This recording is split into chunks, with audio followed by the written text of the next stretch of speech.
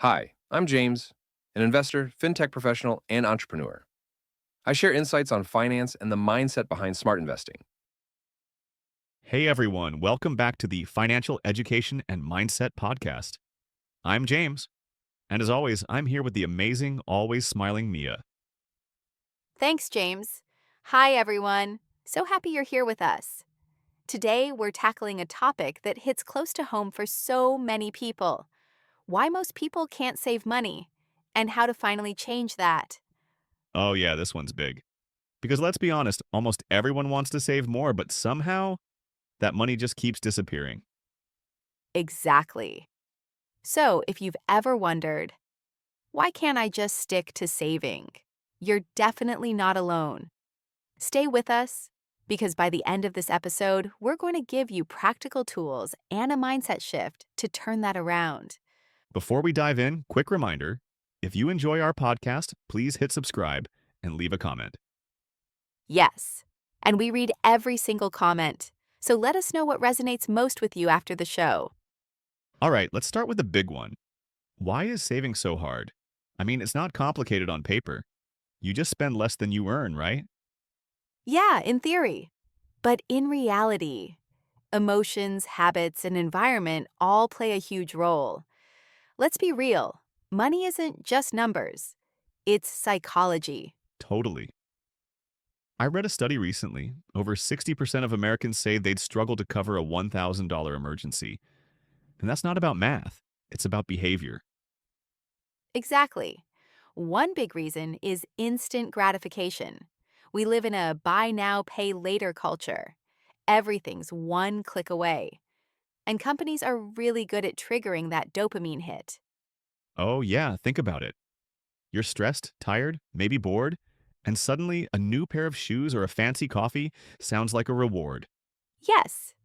And your brain says, I deserve this. Which, by the way, you do deserve nice things. But the problem is when I deserve this becomes a daily justification. So true. It's like emotional spending.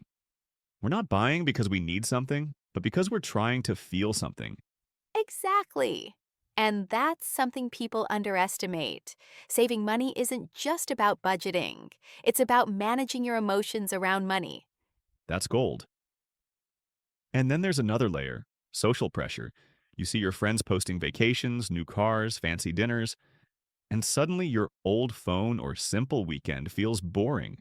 Yes. And here's the thing: comparison kills savings. Because when you're constantly trying to keep up, your money never gets a chance to grow. That's so true. Let's pause here for a second. Listeners, think about this. When was the last time you bought something not because you needed it, but because you felt you should? Maybe everyone else had it. Okay, now that you've got that in your head, notice how automatic those choices can be. That's why awareness is the first step. You can't change what you don't see. Exactly. And we'll talk in a few minutes about how to build that awareness. But first, let's quickly list a few more common reasons people struggle to save. All right, number one, no clear goal. If you're saving just because, it's easy to stop. But if you're saving for something specific, like a trip, a home, or peace of mind, you have motivation. Number two, no system. People often say, I'll save whatever's left at the end of the month. Spoiler, nothing's left. Yep, you have to flip it. Save first, spend after. That one mindset change can make a massive difference. And number three, low financial awareness. If you don't track your money, it's like driving blind. You can't fix what you can't see. Beautifully said. And if you're thinking, that's me, don't worry. This podcast is about progress, not perfection. Okay, so we know why saving is hard. Now let's talk about what we can do about it. The first step, mindset. You've got to start believing that saving is possible for you. Yes. So many people carry stories like, I'm just bad with money, or I'll start saving when I earn more. But the truth is, if you can't save $10, you won't save $1,000. Exactly. Saving isn't about how much you earn, like it's about your habits. You can start small. Even $5 a week builds the habit muscle. And I love that phrase, habit muscle, because the goal isn't perfection, it's consistency. Let's say you save $20 every Friday. You train your brain, I am someone who saves. And that identity shift is powerful. yes, once you start seeing yourself as a saver, your actions follow naturally. And here's a great exercise. Give your savings account a name, like Freedom Fund or Dream Trip. Ooh, I love that. It makes it emotional. And emotional connection is the secret to discipline. Exactly. It's not about punishment, it's about purpose. Here's another mindset shift. Don't think of saving as losing money. Think of it as paying your future self. Yes, every time you save, you're giving your future self freedom, options, and less stress. And honestly, that peace of mind is worth more than any impulse purchase. Let's pause again for reflection. Listeners, imagine how it would feel if you had 6 months of expenses saved up. Would you sleep better? Feel freer? Take a moment to really picture that. That's your why every great saver has one. All right, let's move into the how. Here's where it gets practical. Step 1. Automate your savings. Yes. Don't rely on willpower. Set up an automatic transfer the moment you get paid, even if it's just $20. If you don't see it, you won't spend it. Step 2. Track your spending for 1 week. Not forever, just 1 week. You'll be shocked where your money actually goes. Oh, the coffee and takeout category can be brutal. Exactly. But awareness leads to control. Once you see it, you can make choices that feel intentional, not guilty. Step 3, create micro goals.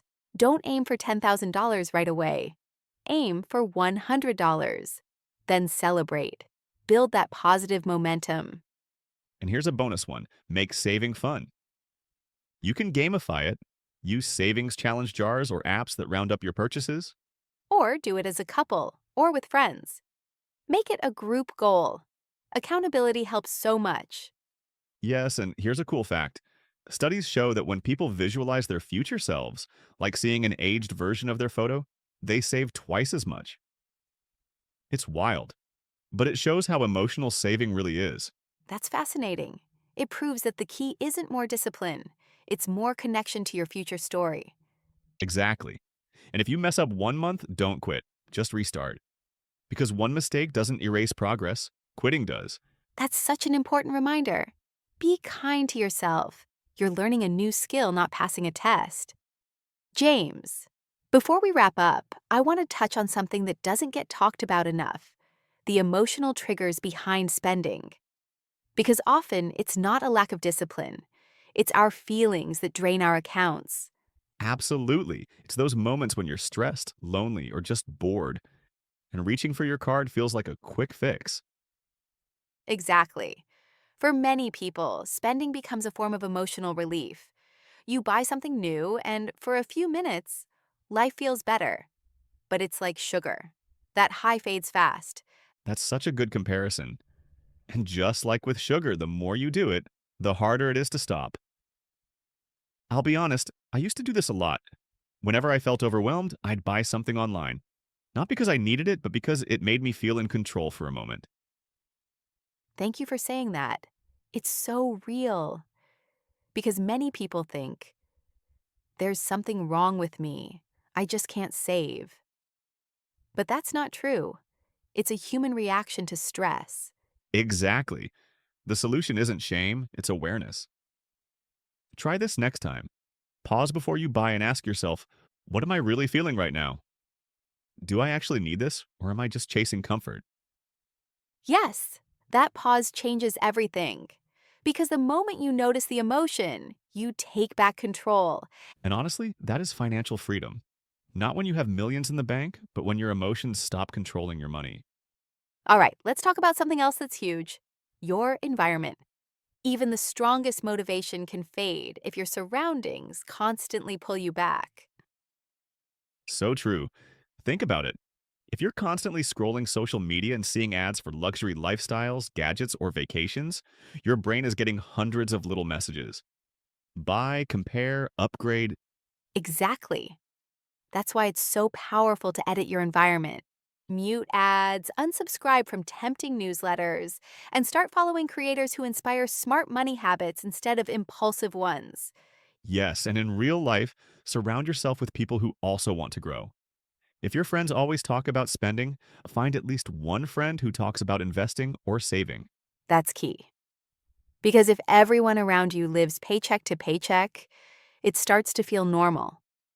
But when you see others saving, planning, and building, your brain starts thinking, wait, maybe I can do that too. Right. Your environment acts like gravity. It can pull you down or help you rise. When you change your surroundings, they start lifting you up instead of dragging you back. Beautifully said. So, listeners, think about it today. Does your environment support your financial goals or make them harder to reach? Okay, Mia, one last thing. Let's talk about how to keep the momentum going.